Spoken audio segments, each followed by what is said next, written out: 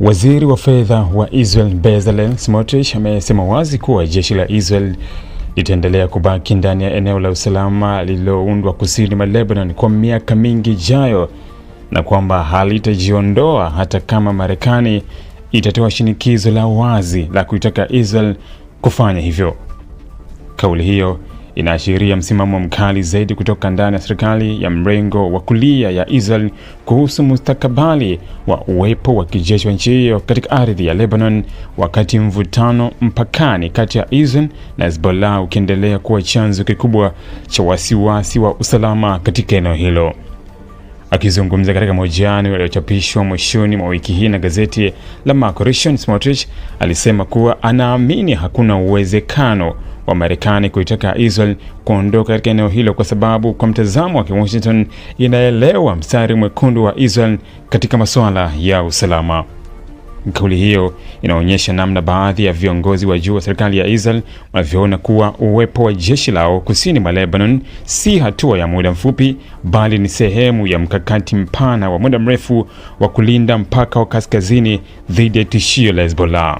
Smotrich alipoulizwa moja kwa moja kama jeshi la Israel litabaki ndani ya Lebanon kwa miaka mingi, alijibu kwa uthabiti kuwa ndivyo itakavyokuwa.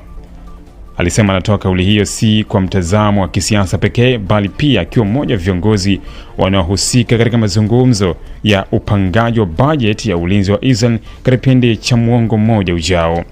Kwa kauli ya Smotrich alionyesha kuwa uwepo wa kijeshi wa Israel katika eneo hilo unafikiriwa hata kwenye mipango ya kifedha na muda mrefu ya kijeshi, jambo linalodokeza kuwa serikali ya Israel inaweza kuwa inajiandaa kwa uwepo wa kudumu au wa muda mrefu sana kusini mwa Lebanon.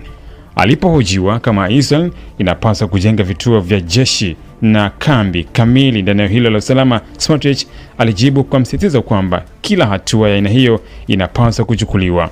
Kwa maneno yake, alisema kuwa Israel inapaswa kufanya kila kitu kinachohitajika ili kuimarisha udhibiti wake wa kijeshi katika eneo hilo. Hii ina maana ya kujenga miundombinu ya kijeshi, kuweka vikosi vya kudumu, kuandaa mazingira ya operesheni za muda mrefu ili kuzuia mashambulizi kutoka upande wa Lebanon.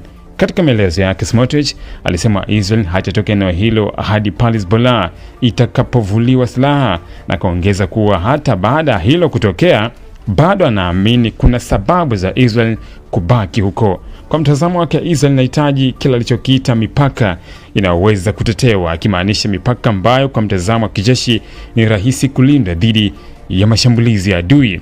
Kauli hiyo inaashiria kwa Smotrich haoni tatizo la Hezbollah kama swala la muda mfupi tu, bali anataka mabadiliko ya kijiografia ya kijeshi yatakayoweka mazingira mapya ya usalama kwa Israel katika mpaka wa kaskazini. Smotrich alienda mbali zaidi kwa kukosoa mpaka wa sasa kati ya Israel na Lebanon, akisema kuwa una mizizi yake katika makubaliano ya Sykes-Picot ya mwaka 1916, makubaliano ya kikoloni yaliyoweka mipaka ya kisasa katika sehemu kubwa ya Mashariki ya Kati baada ya kuvunjika kwa dola ya Ottoman. Kwa mujibu wa Smotrich, mpaka huu haukuwa wa kimantiki kwa sababu haukuzingatia jiografia halisi eneo hilo, hali ya milima, mabonde na maeneo ya kimkakati yanayoweza kutumiwa vitani. Kauli hiyo inaonyesha namna baadhi ya viongozi wa Israel wanavyotazama upesi tu usalama wa sasa, bali hata uhalali wa mantiki ya mipaka ya sasa ya kikanda.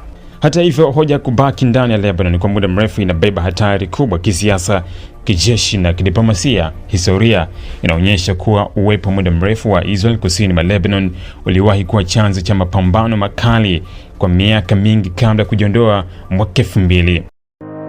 Ili kuwa mwanafamilia bora wa Global TV, usisahau kusubscribe, like, kushare na kucomment.